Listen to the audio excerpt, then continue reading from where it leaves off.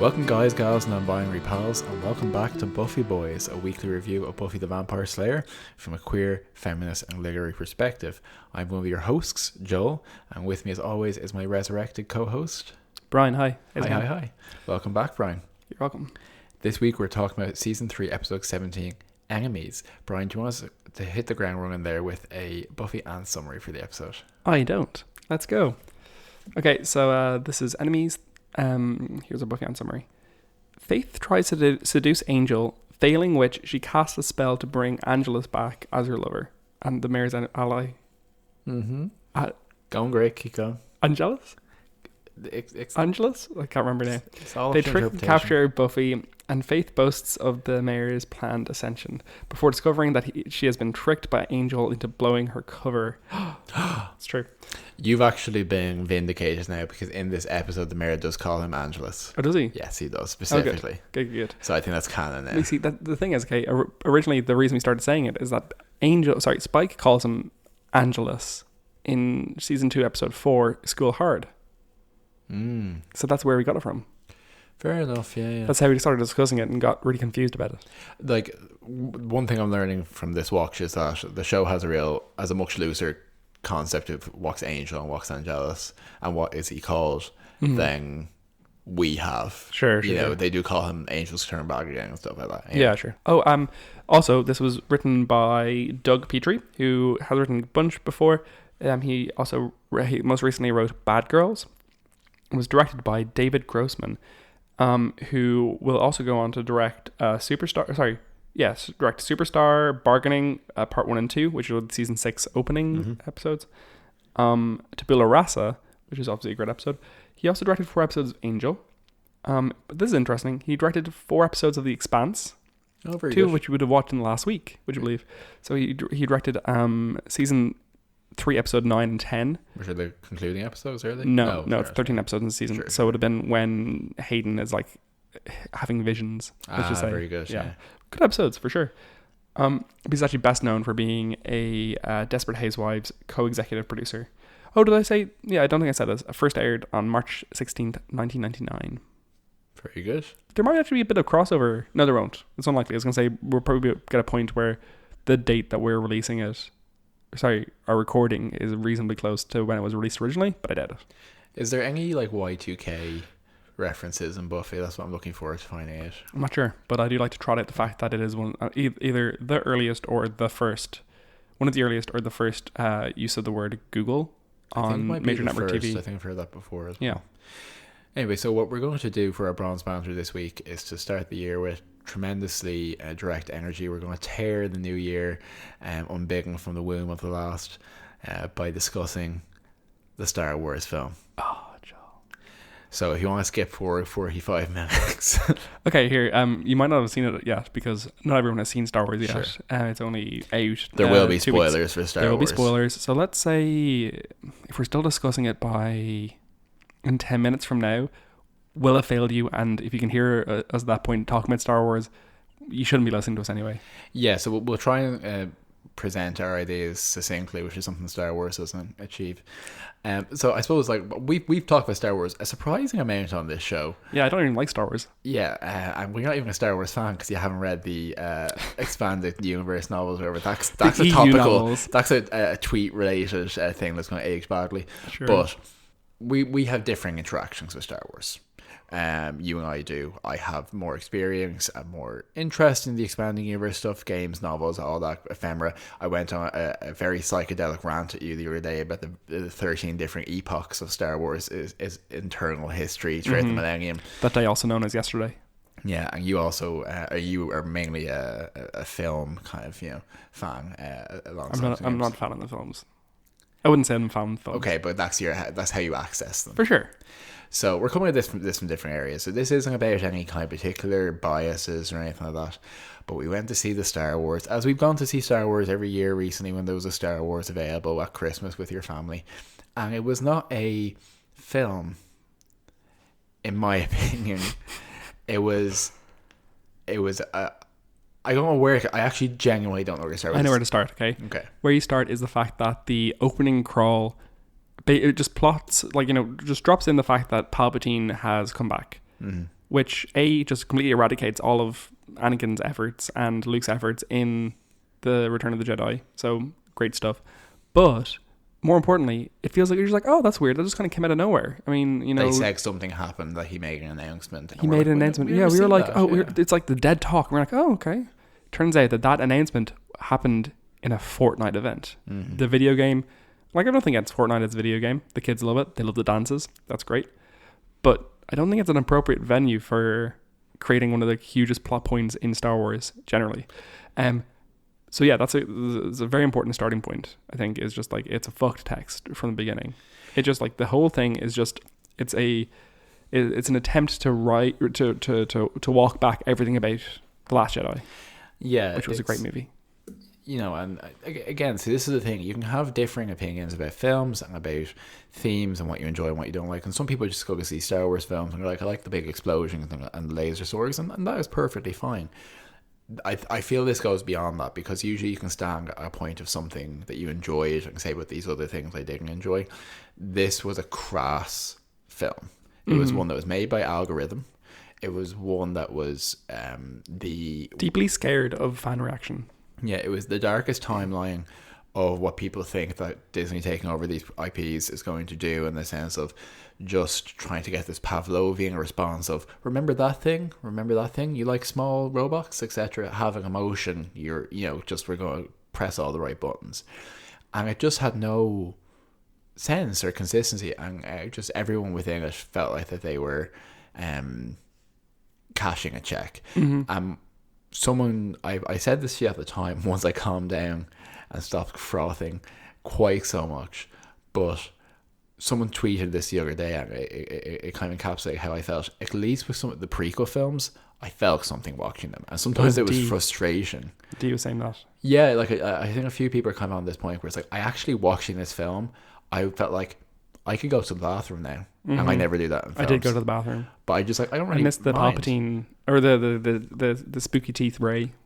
Yeah, again, just shocks that were from the trailer, which seemed to exist in the film only to be in the trailer and didn't have any significance. Yeah. And as you said, various plot points after the film, which are now only being explained in, like, merchandise that's being. Or there's a part where Finn throughout the movie is like a bit, I think just maybe once or twice, says like, Rey, we're about to die, I need to tell you something, and it's never referenced again throughout the film. They never bring that plot point up again, and it's a plot point. They're dying, and he's like, I need to tell you something, and then afterwards they're like, oh, what do you want to say? And he's like, oh, never mind.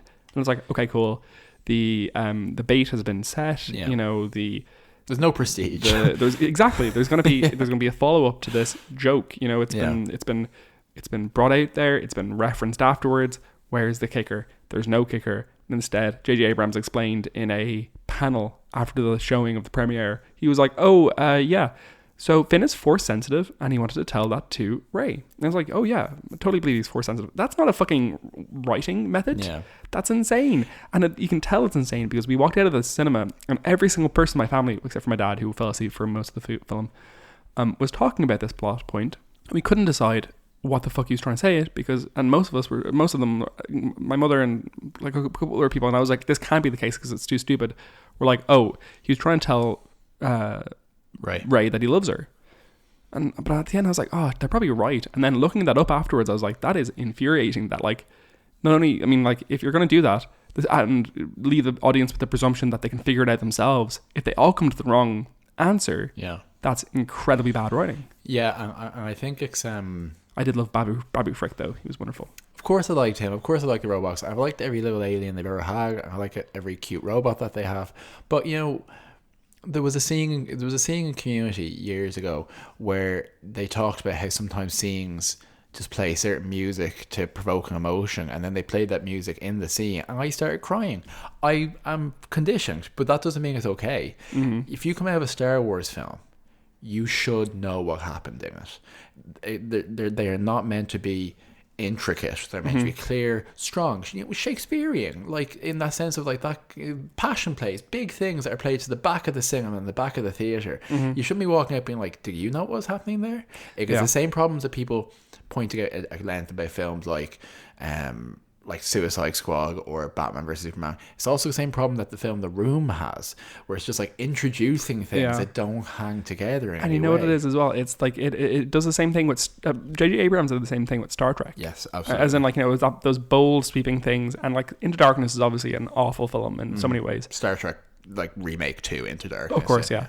But like they're fun films and they have like fun nature to them, but that's the thing, is that Star Trek is supposed to be campy fun, whereas Star Wars is a different beast. Like, it's definitely campy fun, but it's also about, like, you know, hope and, you know, it's a morality play. It's a classic kind of, you know, in many ways. But like, okay, I mean, like the way that Rey wins in the end is that basically Palpatine is like, oh, you cannot defeat me with that lightsaber. So she just like reaches into her back pocket and she's like, oh wait, I have another one. Yeah. And then she's like, Zoo! And she like reflects his like death back at him and he dies. But a couple of scenes before they're like, oh, if you kill him, you'll become him. But she doesn't, stronger, because she used 2 lightsabers. And it's like, oh, I didn't think the lightsabers were literally just fix-it sticks, you know? And it's, I mean, and then another point, she has to stand on the shore and just like hold a dagger up at something, and then it'll show her where the thing is. But she just happens to stand on the right point at the right moment, exactly.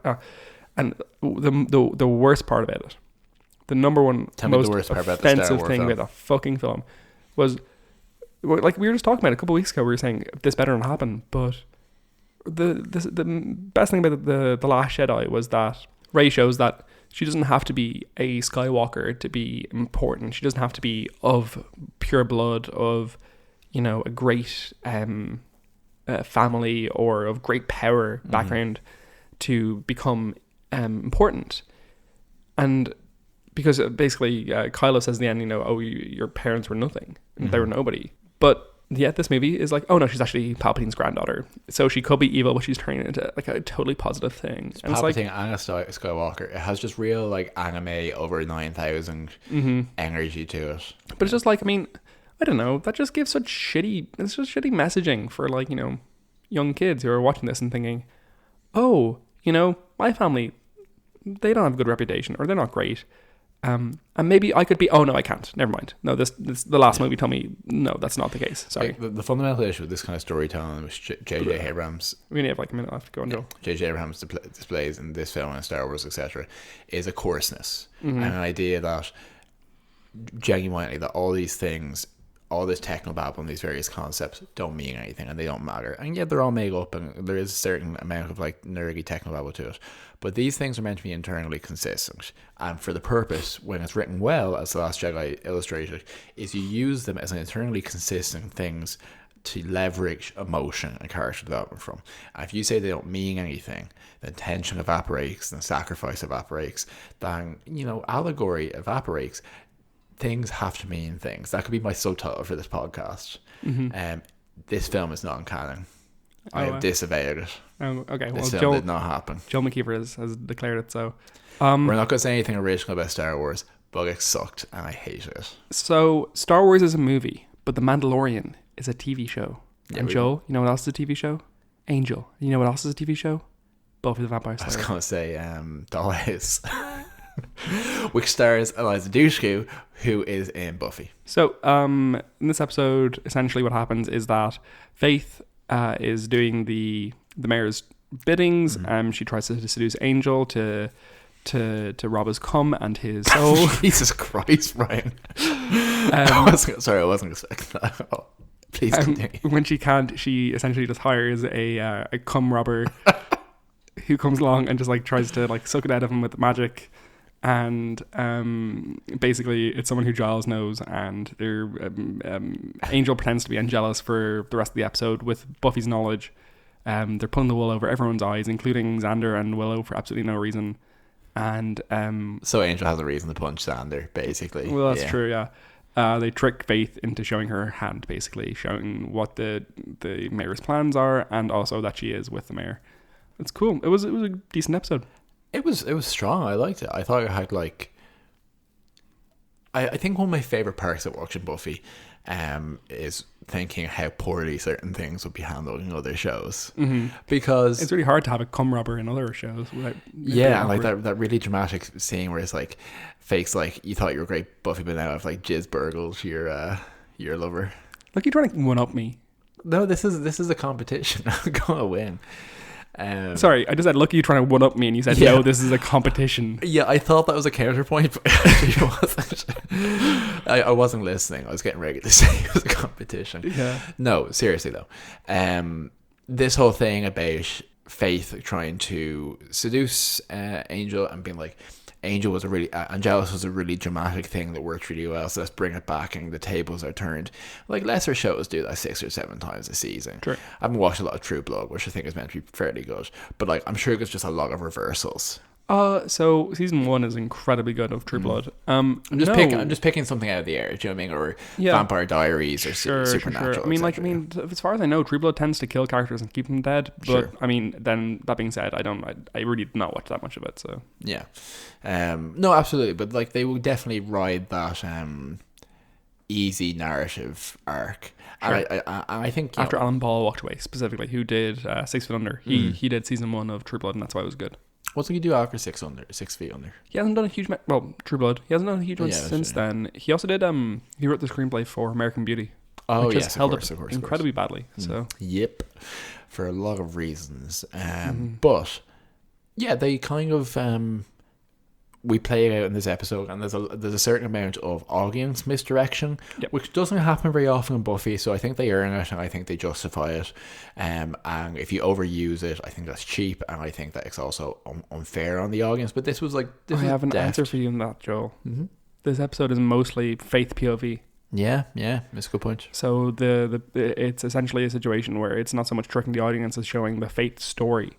You know, the audience is supposed to not see the story through Buffy's eyes until the end, in which case you definitely are. But you're supposed to mainly empathize and identify with Faith and her journey, and that's why it's important. I mean, if you look at it another way and you have the audience knowing this throughout, you're putting Faith on the outside from the audience. You're making her distance from the audience. And you are creating a situation where just knowing stuff that the character doesn't, it creates. It makes her distance. seem foolish. It makes her seem. You feel better than them. You know. Yeah, and I absolutely agree that I think the point of view is fake, and I think up until that moment, based on the information you're presented as the viewer, you think, oh, the Scooby Gang are screwed. Like, hey, Faith has been so clever here; they've really screwed them over, and that's what Faith feels at that time, is that she really has won up, and she's kind of like picked the right team. So when that reversal happens, it's not just a surprise and a relief for the audience, but you also get that same sinking feeling that Faith gets of like, fuck, I've completely bet on the wrong horse here. And I thought it was played really well. I think both Angel and David Boreanaz did a great acting job. I think his portrayal of kind of revived and jealous was very good. And I think that when Faith says to that she's revealed that Faith has kind of betrayed them, and Faith is like, oh, turns out there's a new best actor in Sunnydale, referring to herself, and then Angel says second best. Like, it's a great mic drop. It's very good. It's a great moment. Yeah, it's pretty good. And yeah, I thought everyone had strong characterization throughout. I think everyone got a little bit of screen time. Do you know, like Cordelia's back in a little bit and having a bit of comedic chops, which she's been ostracized from the group a little bit since Lover's Walk. Yeah, Cordelia's back in the fray. She has some funny bits with Wesley. Oz gets an opportunity to basically crack the case of who the mayor is, and we find out the mayor is actually over 100 years old and is posing as his own grandson. Willow gets a genuine moment with Buffy by advising her about Buffy's suspicions about Angel cavorting with Faith, and also importantly acting as a vouching for Angel, which I think is very important in establishing for Buffy that kind of friendship connection again, just not being someone who's telling Buffy that she can't go out with Angel, or being a kind of like bad actor in the way that Xander had done. So yeah, absolutely. And even Joyce has a brief scene with her highlights, which Angel compliments her on. So kind of, it's a very well-rounded episode, I think, in that regard, and it does a lot of heavy lifting in terms of the main plot of the season. It's certainly the pivotal moment. Yeah, because Buffy doesn't generally as a show give a lot of screen time to what could ostensibly be its main plot at times. It just does it in a very economic way. Sure. That doesn't feel rushed. I think that like the amount of development in this episode introduces the concept of Ascension, specifically. Sex graduation day is the countdown, puts Faith squarely on the mayor's side, creates that division, and does that with a lot of colour and a lot of deepening of our understanding of the mayor's, in a literal sense, character as a person. His kind of faux kind of father. I was going to say father-son because I'm so used to saying that, but father-daughter relationship with Faith. What did you feel was kind of the character? How did you feel about that characterization and that kind of element of this kind of paternal engagement that he shows for her in the episode? Okay, so I have a really disturbing feeling about this. Okay, I found it was weirdly reflected in the very last scene of the episode where Buffy basically kind of breaks up with Angel again. She says to him, "I need a break," and it's kind of suggested that it's partially because of seeing him with Faith, maybe even more so seeing Angelus, who tortured Buffy and her friends for months. So it's important to note. But when he says to her, "Are you still my girl?" and she says, like always, Buffy and Angel. Yeah, I thought that was very father-daughter dialogue. That's what that kind of called to mind for me. I was like, is this supposed to be reflecting the Faith and Mayor kind of interaction? So I felt a little weird about it. Well, like the mayor and Angel are both men who are over a century old, preternaturally and supernaturally, and have a confused power dynamic with a Slayer. And given that one of the things, like if we call a spade here, the mayor pimps Faith out. And sends her specifically that what he at various points in this episode implies that if she fails him, he'll kill her. And one of the tasks he sets her is to go and have sex with Angel. It's very reminiscent of how the original Watchers would have approached Slayers. Yeah. I have a thing to read about that a second. So this is by Rhonda Wilcox in Who Died and Made Her the Boss, and it's in Fighting the Forces. Who is the boss? Oh. Yeah, that's a pretty good joke. Thanks, y'all. But I feel like my voice is really weird today. It's finally broken. It's finally broken, exactly. I'm so happy. Okay. Buffy and Angel force Faith to reveal her complicity with the mayor in Enemies. Faith believes she has reactivated Angelus. Actually, I'm just going to skip this part because it's all just rehashing what already happened. The two Slayers visually mirror each other. Faith dressed in a blood red and Buffy in black and with touches of red. Dark-haired Faith to blonde Buffy. They hold knives at each other's throats. What are you going to do, bitch? Wait, what you going to do, B? Sorry, it says B and then loads of lines. And I was like, they clearly put it. You think they've censored bitch? Yeah, I did. Kill me, you become me. You're not ready for that. And she kisses Buffy in the forehead. Yet. Faith herself is never simplistically demonized, but clearly she, in her promiscuity and violence, represents the shadow self that Buffy could become. That self-contained, and that self-contained the murder. And actually maybe more relevant, this is what I was trying to read originally, but let's ignore that. Anyway, and this is about the mayor and Faith. The series represents their comfort of each other's loneliness with sympathetic understanding, but their relationship is pathological. In contrast, Buffy, not long after, refuses to take orders anymore from the patriarchal Watchers Council, referring to her decisions as graduation.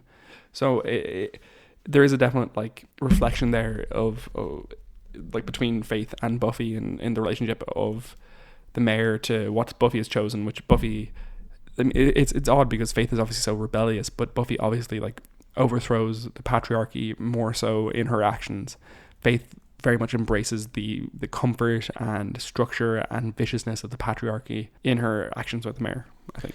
Yeah, absolutely. I was just thinking there that using the expression demonize is a very weighted term. Yeah, true. In this kind of context. But what I think what I'm seeing, to do a really evocative and a really significant mirroring, you have to go deeper than just a very obvious contrast. This is what some texts do. And Buffy does that very well, but in really mirroring the texture of the characters, because Buffy is certainly not all good and Faith is definitely not all bad and all that kind of stuff. What I thought was interesting about that scene between the two of them at the end was, again, there is this sexual tension and not being we're not pulling at nothing here. I totally agree. Yeah, very much there, and there's this interplay of but the scenes with Faith and Angel, where she's trying to seduce him, and which is kind of unclear to the audience whether she is being sincere about her trying to redeem herself, between Buffy and Angel, and then Buffy and Faith, and then tangentially the mayor. There's a real blurred line between what is intimacy, what is platonic, what is sexual, what is romantic. It's just a sense of we're passion. Yeah, it's very much in the opening of the episode. Buffy and Angel go to see what was it called?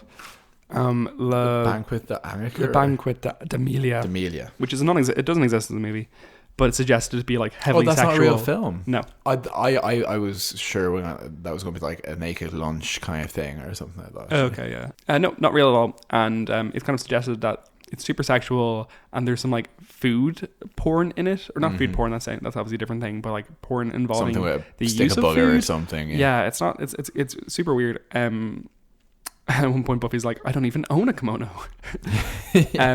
But like, yeah, there's like a confused sexual tension throughout this episode.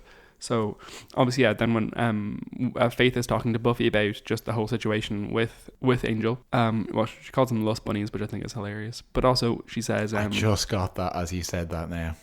Lust bunnies? Yeah. What do you mean? Dust bunnies. Oh yeah.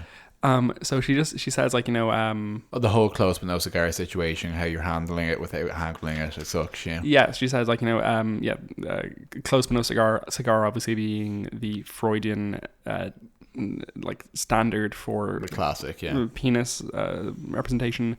Sometimes a cigar is just a cigar, etc. But then also she says, I don't know if I could handle the way you're not handling it. Yeah.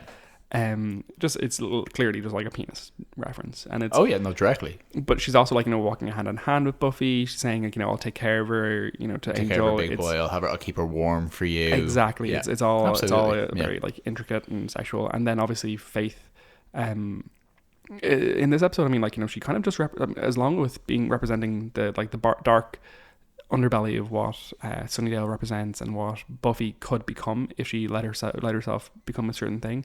She also represents what Buffy could be like if she let herself to be sexually more free or less controlled, which is an odd message, but it's also it works for the text, Which we see a slightly tilted version of that in later seasons with Spike. For sure. Yeah. But so she's kind of like she is very literally in this episode Buffy's wandering vengeful libido. She kind of nearly gets to have it on with Angel. I think that Buffy desperately wants to do. So yeah, and it's actually like absolutely, there's a massive theme running through this season of restraint, and of adulthood, meaning just doing difficult things, but also approaching and flirting with the precipice of things, edging towards climax, as it were. And genuinely, I'm being direct about that, in the sense of that this obviously the sexual tension between Buffy and Angel, the approaching and retreating. And I think the thing with Angelus in this episode, the faux Angelus, is that Fongulus. Yeah, I was trying to get there. I don't think it exists. Angel fake. It's a little too close to going over the edge for Buffy, and she's like, kind of the fridging of it is lost a little bit. Yeah, Angelust. Yeah, with the Angelust, I feel like that's a thing. Angel lust. Angel lust is when corpses, what, Brian? Go ahead. Corpses have rigidity in private areas after they die. Too messant. But I think also one of the ways this is demonstrated in that last scene with Faith and Buffy is, again, like, what's the issue with Faith is that she doesn't have that restraint. She can't retreat from that precipice. She supposedly doesn't have the restraint not to stab that guy in the heart. Mm-hmm. They both stop at the same moment before cutting each other's throats. Mm-hmm. So there is a certain aspect of, again, that restraint, but also the suggestion that Faith sometimes gets away with this in terms of being like, oh well, her personality is different. She's a different person. She doesn't have that restraint. She can entirely do it. Faith is an incredibly capable person. Mm-hmm. She just doesn't. At times she chooses not to. It might be harder for her in some respects, but can she had the restraint to pull off this whole charade, as kind of, as far as it, do I say charade or do I say charade? I have no idea. This whole lie, as far as she does. So yeah, I think in these little moments we're seeing that Buffy and Faith are actually more similar than in the ways that they both think they are. Mm-hmm. I mean, like, you do have to look in this episode, what is Faith's damage? I mean, there's a couple of different aspects there. She does talk about, her mother having been an alcoholic and passing out, and how she, had all these childhood issues. And I believe it 100%. Oh yeah, 100%. Yeah. Specifically, I think actually having a negligent mother is a much more interesting note for Faith than just maybe an obvious kind of abusive father. But I mean, like, while having a negligent mother, she obviously just didn't have a father. It was my reading of the text. Yeah, absolutely. Yeah. So with that, I mean, what I see mostly in Faith's motivation here is just a deep, deep envy, and that's what kind of think what is her motivation throughout. Yeah. So when she has Angelus back, she very much lets on to Buffy, or lets him think that she took his soul through sleeping with him, which she didn't do. And she's doing it purely to taunt Buffy by saying, I got the thing that you can't have. And in one way, it's good writing, and it's just deeply sad because Faith is deprived. She doesn't have a family. She doesn't have a home.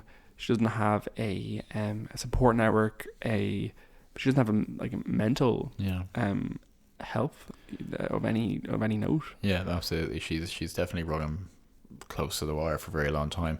Actually, one of the interesting things I noted was she does specifically and textually explain that her issue with Buffy is jealousy, but one which is not. Because I think the easier way to write this, more obvious way to write it, would be just a jealousy, just that I want what you have, that everyone thinks you're great and that annoys me, whatever.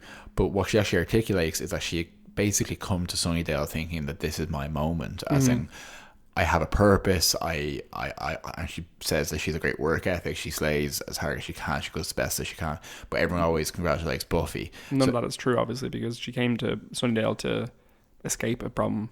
Sure, and like that is definitely true, but from her perspective it's actually weirdly not shallow. It's about that, and Faith obviously does have a redemption eventually, or has growth in later in the show, and I think there is an element where she sees like this might have been a genuine opportunity for her to have a life, and Buffy is already there. Yeah, sure. I mean, it is sad. I mean, like, imagine finding out for the first time that you're important, that you're not just like, trailer trash. I mean, obviously I don't think people are just trailer trash. As she would describe herself. Yeah, of course. And like, finding out for the first time that actually, you might be something, and arriving to be like, I'm something, and then being like, oh no, someone's already doing it better. And there's already one of these Valley girls who has taken this as well. Yeah, and her mom's really nice and has really nice highlights. Yeah, and does oven chips. Yeah. So while Faith's trauma is on full display there, I do think it is important to note that Buffy just actively does seem to be traumatized in seeing, I think less so seeing Faith and Angel interacting. I think that's a difficulty for her. I genuinely, this might be like reading into it, but I think the trauma there is seeing Angelus again. Well, yeah, like I think it would be ill-advised to suggest that being put back in such a specific situation with someone who was so abusive to her would not be traumatic and would not be difficult. And there's no, because like these reactions are not fully like the reactions you have are not fully with your higher brain functions. They're situational, they're physiological, they're emotional, reminiscent, all these kind of stuff. And she's like, he does a great job of portraying Angelus. And so for all intents and purposes, she is in that situation again. Sure. And I think I feel a weird conflict with her over the fact that, this happened because she asked him to do this. So because complicitness is not really what I'm trying to say, but this, she can't feel any anger over it, but she still feels gross in one space. Yeah. And that's that's complicated. And again, it's not something that shows necessarily address. Like usually there's clear villains and there's clear fault in interpersonal reactions, and this is just unfortunate. This is sad. Yeah, it's sad. And I think I kind of wonder how I feel about the distinction Angel makes to Faith about how she's different from him in that she has a choice, whereas he didn't have a choice, and that Angelus is very much represented as a distinct person, but in one who specifically removes Angel's agency. I just don't know how well you could have Angel as the character he is if he was more responsible according to the text for what Angelus did. Again, this is a problem that I think we encounter with the divided opinion over Spike's arc later in the show, because he ostensibly is more responsible for what he does at various points. For sure. Based on the internal logic of the show. Yeah. One quick note something to note is that Buffy kind of like expresses an interesting perspective on demons in this episode, where she says that Skylar, who is the demon who's like peddling the books. Skylar? Yeah. No, I know you're right, but what a wild name for a demon to have, and for them not to make a point of it. I think that's part of the thing. Is like, his name's just Skylar, as opposed to, Thraxus, the blonde devil demon. God, you're going so well there for a second. Fuck off. Anyway, but Buffy says he doesn't seem like the end, destroy the world kind of demon, and she's right. He's just a normal guy to some degree, and that kind of differentiation between, vampires, definitely unsold, definitely bad, no question about it, and then other demons have potential for fineness, like Clem. To be benign, like Clem being an obvious example, and that being explored kind of much more in Angel specifically, and like I won't talk much about it on this episode, but obviously very specifically something which is explored in something which is talked about at the moment, which is the Witcher TV series based on the Witcher books and games, but the concept of that monsters are to do with a lack of not even sentience, but a lack of conscience. Sure, absolutely. Sorry, I just stopped listening when you started talking about The Witcher. So, you want to talk about narrative structure and stuff like this? I might just start singing the song from The Witcher show. No, don't. Please, we'll get a copyright strike against our podcast. Does that work? Can people get... Yes, because ABBA very specifically shut down my brother and me using to Take a Chance on Me, I think, maybe. Was it Take a Chance on Me? Might have been, but yeah. That's all I can sing without getting copyright strike. Yeah, very much is, yeah. So, the other thing... one of the things that I noticed that I thought was really interesting about this episode was when so Faith obviously goes to kill Skylar, and then Buffy goes with Faith to see fake Freudian slip there, to see what has happened, or to go and get the books off him, and they find him dead. But when they walk in, Faith very much is like she's been there, she's killed him, she's already been here. She storms in. Buffy's like, no, Faith, be careful. And Faith's like, oh yeah. And she kind of slows down a bit. And then without looking, reaches her hand around the wall to turn on the light switch she can't see, and presumably has never seen before. The show does not highlight this at all, but Buffy clearly notices it. She looks at her, she does a double take, and she kind of looks disappointed and continues on. It's a really, really odd, very good, very tiny little interaction, and it's super good. And that's the reason that Buffy knows that Faith has turned, and that's when she starts hashing the plan with Angel. Yeah, it's weird because my mouth is full of spit. It's disgusting. Some great audio. Buffy is not always like, but not that it has to be, but it's not an incredibly subtle show about some things. Usually, again, like I said, it's unusual for the audience to be misdirected or for something to be withheld. Because it usually says this is what's happening in this scene. So that actually, and you maybe watched that a couple of times, and it was subtle. Now I'm sure in the HD remaster they go up like the fucking sun is exploding in the room. They do that thing where they like zoom in on like Fate's hand as it's moving through the air, and then like zooming like aggressively over to Buffy's face, being like, oh my god. Yeah, and with the expanded frame you can see like a crew member turning on the light behind the door. It's important to note there's this incredibly bad, incredibly aggressive zoom as they go into an ad break in this episode, where Buffy and Angel are kissing, and they're just like violently kissing and like waving back and forth, and it's just like, it's a wobbly zoom, and it's the fucking worst. Yeah. Also, at the end of the episode where Angel reveals his trick, it goes into slow motion for a couple of frames, and just the myriad sins we forgive this show for sometimes. Yeah, especially like, I mean, we've highlighted this before, but every so often they just light half of a character's face from below with a reflector or something, but they don't get their eyes, and it's just a really odd close-up thing that keeps happening. I'm not sure why. Anyway, we should probably move into the Dust Angel. Sure, absolutely. Great. Oh, great. Okay, can I throw some Buffy bits at you? So apparently Faith was originally supposed to kiss Buffy on the lips in this episode when she leaves instead of the forehead, and that would have been way better. I would have enjoyed that more. Narratively.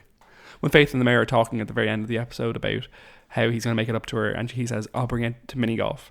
Apparently when Faith starts laughing, it's actually just Eliza Dushku corpsing. Yeah, I imagine that, like, oh God, what's his name? Harry Groner? Yes. He seems like a funny person. Henry Groner? I don't know, I can't remember. Groner, anyway. He seems like a funny person to work with. There's a I was gonna say there's a Gal Gadot reference in this episode, but there's a Waiting for Godot episode reference where Buffy says she could give Godot a run for his money or something like that, and she says a Godot the way that all Americans do, and it's really funny. But yeah, I just liked it because I'm a Beckett fan. I think he's quite Beckety. Yeah, tends to be. And apparently David Boreanaz's makeup in this episode is a real clue that it's not Angelus, because when they do Angelus they tend to make him super pale, chalky, yeah, specifically, and they didn't do that specifically for this episode, so he's still angel coloured. Yeah. So do you have any Buffy bits, Joe? Yeah, one thing I thought was interesting with this episode is they specifically established that Richard Wilkins founded this town originally because there's a Hellmouth here, which I think they say at some point is like, I do not speak Spanish, but like Le Inferno del Boca or something. So essentially that he built the town for demons to feed here. So Sunnydale and everything that's ever happened to it was part of his plan for Ascension. It's funny. And whenever anyone says that, where it's like, well, this villain was the villain behind everything, it's usually terrible. And actually, no, I'm actually totally okay with that. So I just think that's an interesting note, that he's portraying his own grandson essentially, and this has all been part of his plan. I have one question for you. Mm-hmm. What was the demon planning on doing with that fishbowl that he was about to put in a suitcase when Faith found him? He was like packing away his stuff, and he picks up a fishbowl, and he's like, okay, I'm just going to put this into my... That was for the prestige. Oh, okay. Okay. So... all of that demon's sound effects were vampire sound effects. Yeah, I know that too. When 100%. he kind of... Yeah, you're right. Okay, fashion notes. So there's plenty of fashion notes I thought to be had in this episode. One, Wesley's suit is the worst fitting suit I've ever seen in my life. He's still wearing those awful shirts where the collar is white and the rest of it's like stripy. He genuinely looks like a guy in a Subway commercial about how he's lost 20 stone or whatever. It's bizarre. So Willow is wearing a couple of different points. I actually love what Willow's wearing. One is that she's wearing dungarees and an orange top, and I thought, or fluffy orange jumper, and I didn't love that, but she then wears a really cool like fluffy jumper over it. Actually, no, it's more like Sherpa-ish jumper, and it just looks great in her. And another point at the very beginning of the episode, she's wearing like a green like sweatshirt over like a plaid shirt, and it has like a Greek kind of a Greek urn kind of design on it with a horse whipping a human in a chariot. And I was just like, she actually looked great, to be honest. I was like, that's a great outfit. Her hair just looked lovely. Buffy is wearing oddly like useless clothes in this episode for the most part. She's wearing like a flowy purpley reddish thing, and she wears it a weird amount.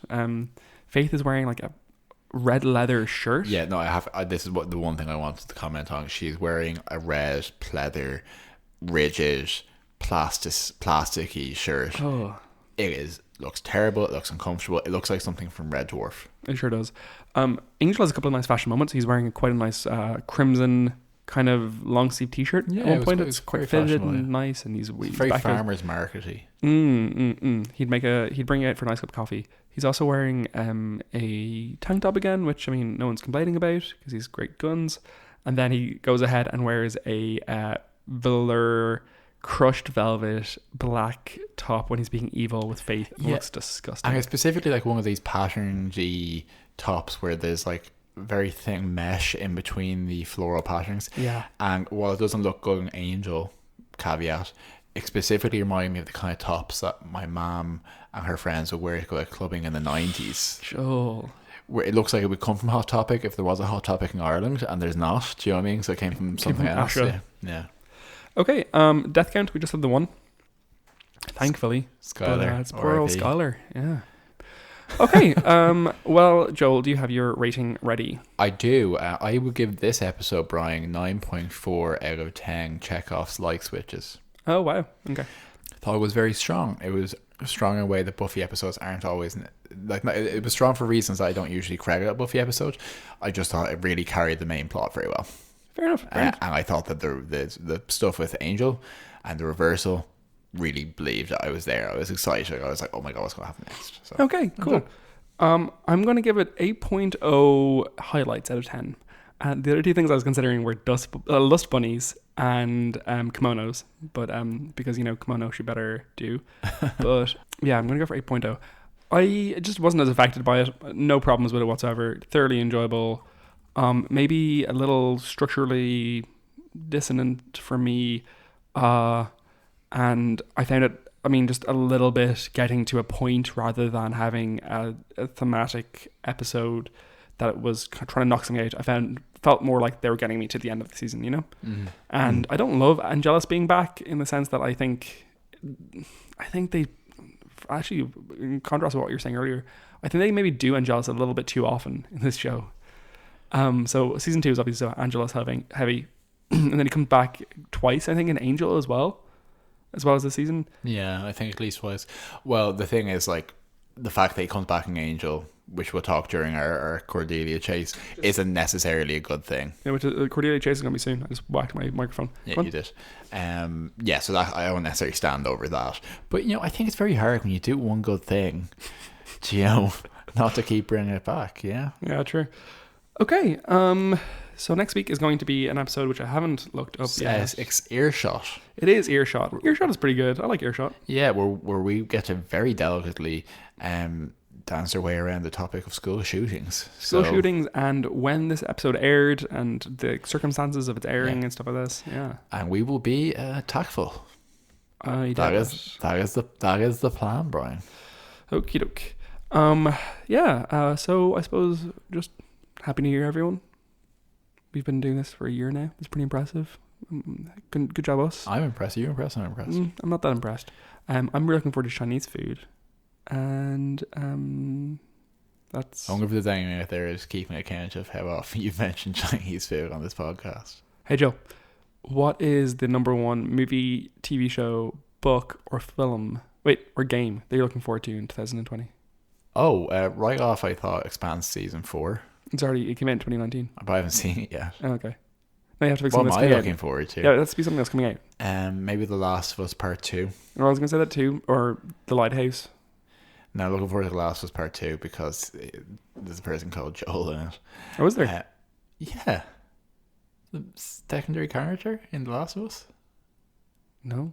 No recollection of this person. Okay, Brian's doing one of his quote-unquote jokes. I'm not. Who? So The Last of Us is a game. The Last of Us. I was thinking of The Expanse. Sorry. Okay, so I said The Last of Us about 4 times there. Yeah, no, I was thinking of The Expanse. I'm sorry. Okay, I'm looking forward to that. Yeah, it should be good. Because there's a lot of it's just really good. It's lesbian revenge video game basically. So yeah, I will play it.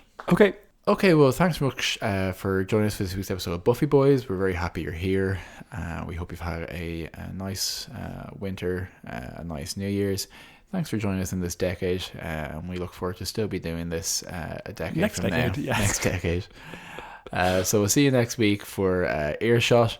Until then, tell your friends, tell your morally complex demons. And I was going to say, tell your girls. Tell your girls, tell your guys. Tell your non-binary people and friends and associates in your life. And we will see you next time, dear listener. On Gilmore, guys. See us.